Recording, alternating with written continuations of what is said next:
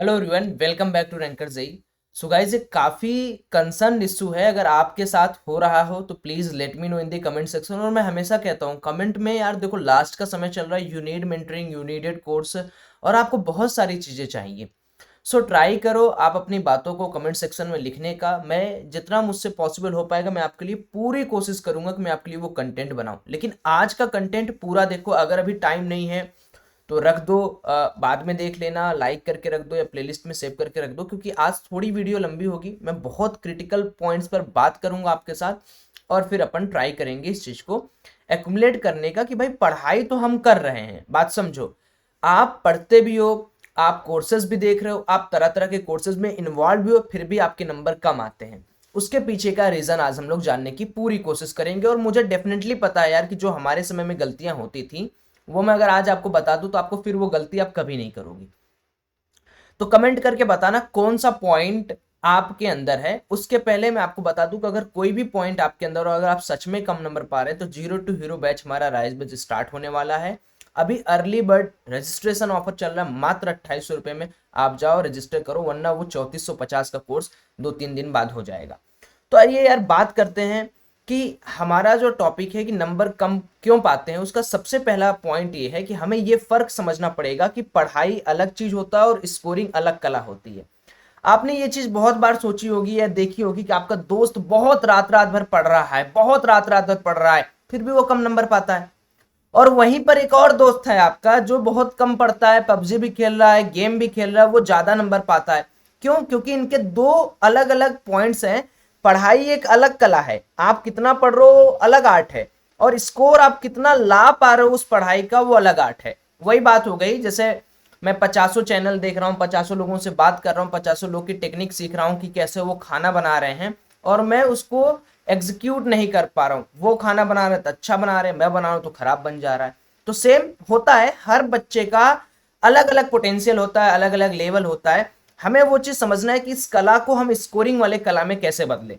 इसके पीछे का कुछ लॉजिक समझिए। देखिए, आप कितने घंटे पढ़ रहे हो उससे ज्यादा इंपॉर्टेंट है कि आप जो पढ़ रहे हो वो आपको कितना अच्छी तरीके से समझ में आ रहा है। आप जो पढ़ रहे हो कितना डिस्ट्रैक्शन फ्री होके पढ़ रहे हो, आपका माइंड कितना स्टेबल है, वो उतना उस पर निर्भर करता है।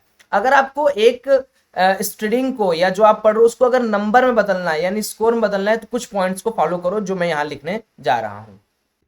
तो जो पहला पॉइंट मैं आपसे बताने वाला हूं वो ये है यार कि जैसे आप कोई भी चीज पढ़ो, सबसे पहले उसको एग्जीक्यूट करने की यार आदत डालो। एग्जीक्यूट करने का मतलब क्या होता है? जैसे मान लो मैंने आपको पोटेंशियल बताया या गॉस बताया या कुछ भी आपको पढ़ाया, तो आप ये समझो कि सौरभ भैया ने मान लो पढ़ाया कि भाई कोई भी कंडक्टर है, उसकी प्रॉपर्टीज क्या है, वो किस तरीके से बिहेव करता है, उस पर क्या गॉस अप्लाई करना है, कैसे अप्लाई करना है। फिर उस आर्ट को आप अपनी तरीके से सीखने की कोशिश करो, और वो सीखोगे आप तब तक जब तक आप प्रैक्टिस खुद से नहीं करोगे, तब तक वो आपको कभी नहीं आएगा।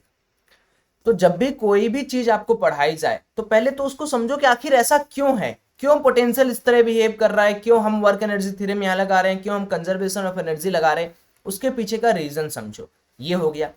अब जैसे ही आप हर चीजों के पीछे का रीजन खोजने लगेंगे, आप अपने आप से बातें करने लगेंगे, आप चीजों को समझने लगेंगे, तो आपका देखो जो पढ़े रहोगे वो स्कोर में कन्वर्ट होने लगेगा।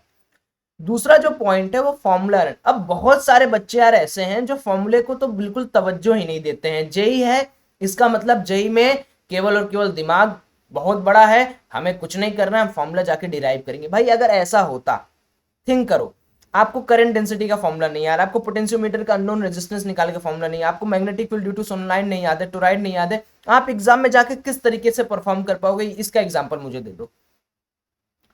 अगर ये फॉर्मूले आपको नहीं याद हैं तो आप किस तरीके से एग्जाम में जाके परफॉर्म करोगे? ये कभी आपने सोचा है? नहीं कर पाओगे ना, सिंपल सा बात है, आप एग्जीक्यूट नहीं कर पाओगे। तो दो सेकंड पॉइंट है कि यार आप अपने फॉर्मूले की सीट को अपने दीवार पर चिपका लो, लगा लो, वहां से उसको लर्न करो, बार बार फॉर्मूले को देखो, फॉर्मूले को डिराइव करके समझो ये फॉर्मूला ऐसे आया है यहाँ पर और बहुत सारे बच्चों का फॉर्मूला तो पता है, उसका कन्वर्जन नहीं पता है। एग्जाम में आ गया तो वो उसको तोड़ मरोड़ के नहीं लिख पाएंगे, उसके अंदर का जो पॉइंट्स है वो नहीं पता है। तो सेकंड पॉइंट भी आपको एकदम अच्छी तरीके से क्लियर हो गया होगा। ओके, बढ़ते हैं अगले पॉइंट पर। सेकंड पॉइंट आपको एकदम क्लियर हो गया कि फॉर्मूला को यार बिल्कुल अच्छी तरीके से करना है, क्योंकि इसके बिना कुछ काम नहीं होगा। तीसरा है डीलिंग विद सडन चेंजेस।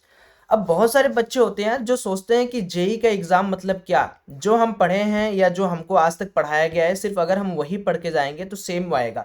जैसे अगर आपकी क्लासेस में कुछ प्रीवियस ईयर क्वेश्चंस करा दिए गए हैं, कुछ बुक के जो स्टैंडर्ड बुक्स हैं उनके क्वेश्चंस करा दिए गए हैं, तो आप सोचते हो कि हमेशा यही क्वेश्चंस आएंगे, इन्हीं तरीके से आएगा।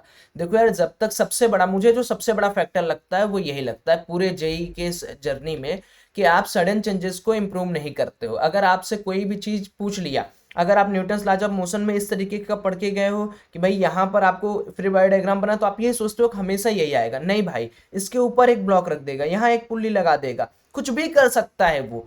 आपको चारों तरफ से अपना कॉन्सेप्ट बिल्डअप करके जाना है। इसीलिए कहा जाता है कि जितना ज्यादा आप क्वेश्चंस लगाएंगे, जितना ज्यादा आप, हमारे आरआरएम जो आपको बैचेस में मिलते हैं उसमें हमने एक टॉपिक पे 15-15, 20-20 टाइप के क्वेश्चंस दिए हैं, low level, medium level, high level, ताकि आपको चारों तरफ से कोई घेर ना पाए। अंडरस्टूड? मेरी बातों को आप समझ रहे हैं?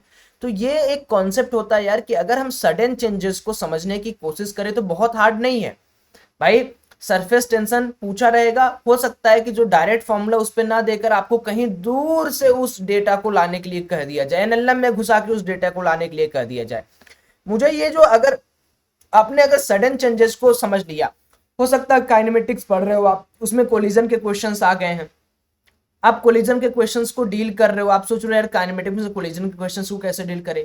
एक स्टेप, दो स्टेप आगे जाके आप प्रोजेक्टाइल पढ़ रहे हो, उसमें इंक्लाइन के साथ रिलेटिव आ गया कि भाई एक इस तरीके क्या है, इस तरीके के एक वेज है, एक बंदा जो है 37 डिग्री पे है, एक बंदा जो है वो इस पे चल रहा है, नीचे की तरफ दौड़ रहा है और यहाँ रेन हो रहा है, बताओ उसका छाता किस तरीके से वो होल्ड करके नीचे जाए। तो इसमें आपको रिलेटिव का कॉन्सेप्ट भी लगाना है, इसमें आपको कॉन्सेप्ट और भी कुछ बोल सकता है कि अगर इस बंदे को कोई पीछे से पुल अप कर रहा है ना, तो ये कितनी तेज दौड़े कि जो बूंदे इसके ऊपर गिर रही हैं वो इसको अप्रोच करते हुए इसके ऊपर न गिरे, छाते पे गिरे। कुछ भी कर सकता है जेई। सडन चेंजेस को इंप्रूव करने के लिए सबसे बड़ी टेक्निक है, आपको जो टीचर्स पढ़ा रहे हैं, जो बुकलेट आपके पास है, आइडेंटिफाई करो कि क्या उसमें आपको इस तरह के सडन चेंजेस के लिए आपको सिखाया या पढ़ाया गया कि नहीं। हम तो भाई कराते हैं, तो हमारा ये उम्मीद है कि आप भी अपनी तरीके से उसको करते होंगे। ये हमारा पॉइंट है जो हम समझ रहे हैं। ठीक है, डन है जी। उसके बाद लैक ऑफ प्रॉब्लम प्रैक्टिस। अब सबका जो मिश्रण है वो हम कह सकते हैं ये है। क्यों? क्योंकि देखो होता क्या है कि गड़बड़ी, हम लोग क्या करते हैं कि हम लोग सिलेबस को खूब आगे बढ़ाना चाह रहे हैं कि भाई जल्दी से सिलेबस खत्म हो जाए, जल्दी से सिलेबस खत्म हो जाए, जल्दी से सिलेबस खत्म हो जाए। लेकिन क्या आपने कभी ये दिमाग से सोचा है कि ये जो प्रॉब्लम प्रैक्टिस है ये आपके ऊपर कितना इम्पैक्ट कर रही है? आपको केवल तलवार, बंदूक, आपको अत्याधुनिक जितने भी वेपन्स है उनको दे दिया जा रहा है कि ये गासला है, ये कंडक्टर है, ये मैग्नेटिक फील्ड है, ये करंट डेंसिटी है, ओम्स लॉ है, ये सेमीकंडक्टर है। लेकिन आपको सिखाया कौन, कहाँ जा रहा है कि आपको इस तरीके से इस सिचुएशन को डील करना है। मेरा ये मानना है कि अगर आप एक टॉपिक पे लगभग 10 से 15 तरीके के नए और अच्छे क्वेश्चंस नहीं बनाते हैं, जिनका लेवल जेई मेन और एडवांस के बीच का हो, मैं नहीं मान सकता कि आप बहुत ही अच्छी तरीके से प्रिपेयर्ड हो। अब ये क्वेश्चंस कहाँ से खोजोगे? ऑब्वियस सी बात है, अगर तुम्हारा मन है थोड़ा सा भी तो तुम हमारे क्रैश कोर्स में पा ही जाओगे। नहीं है तो मैं कुछ रिसोर्सेज बता देता हूँ। देखो, प्रॉब्लम खोजने के लिए आप यसी वर्मा तो पहले कर लेना, फिर कुछ इरिडो के प्रॉब्लम्स और कुछ पीवाईक्यूज के मिक्स, जो कि सब्जेक्टिव एंड एनालिटिक्स बहुत पहले पूछे जाते थे उनको, तो आपका काम बन जाएगा। पांचवा है ओवर सिलेबस और बैकलॉग। बहुत सारे बच्चे हैं जो ये समझते हैं कि जेई के एग्जाम में हमें 100% सिलेबस करके जाना है। आप मेरी बात मान लो, आप अगर 60% भी इतने टाइम में करोगे कि आप 100% से ज्यादा वहां पर एफर्ट मार के नंबर ला पाओगे। इसका रीजन क्या है पता है?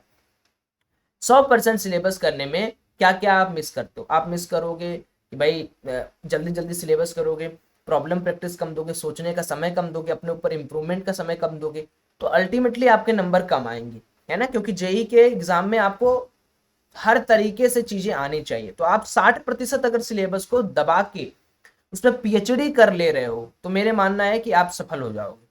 बैकलॉग, अब बैकलॉग का क्या है कि लोग के क्लासेस या ट्यूशन या कहीं पर भी चल रहा है चौथा चैप्टर, वो अभी दूसरे चैप्टर पर बैठे हुए हैं। ये बहुत गलत काम है, इस पर कभी भी टाइम मत वेस्ट करना, रिक्वेस्ट है आप सभी लोगों से।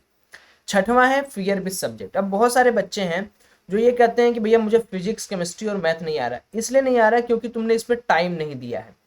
अगर तुम यहाँ टाइम देना स्टार्ट कर दोगे तो फिर ये तुम्हें मार्क्स देना स्टार्ट कर देगा। बहुत सारे बच्चे फिजिक्स में डायग्राम वाले क्वेश्चंस देख के बिल्कुल डर जाते हैं, ये भी आपकी गलत सोच है। डायग्राम वाले क्वेश्चंस देख के आपको डरना नहीं, आप अप्रोच लो। जब तक आप नदी में या तालाब में कूद के हाथ पैर नहीं मारोगे, सीखोगे नहीं, तब तक आप जिंदगी में दूर से देखते हुए ना अपनी बॉडी बना सकते हो ना तैरना सीख सकते हो। आप एफर्ट मारो, अप्रोच करो, देखो फिर फियर भी खत्म हो जाएगा और आपको एक अल्टीमेट एनर्जी भी फील होगा। तो that's all for today guys, मेरी तरफ से आप लोग को इतना ही है। And I am inviting you all to join the rise batch before 25th of Feb, क्योंकि आपका डिस्काउंटेड प्राइस यहाँ पर ख़त्म हो जाएगा, उसके बाद प्राइजेस विल बी हाई। और बहुत ही अच्छी तरीके से इसमें आपको, अगर आपका 150-60 नंबर कम है तो ही आप इस बैच को ज्वाइन करो, because this is 0 to hero batch है ना। यहाँ पर टेक्निकली बहुत सारी चीज़ें आपको पढ़ाई जाएंगी, ठीक है। और आपको कोई जानकारी चाहिए इस बैच के लिए तो आप 8601467389 पर आप कॉल करके पता कर सकते हो। All the very best, thank you so much, bye bye.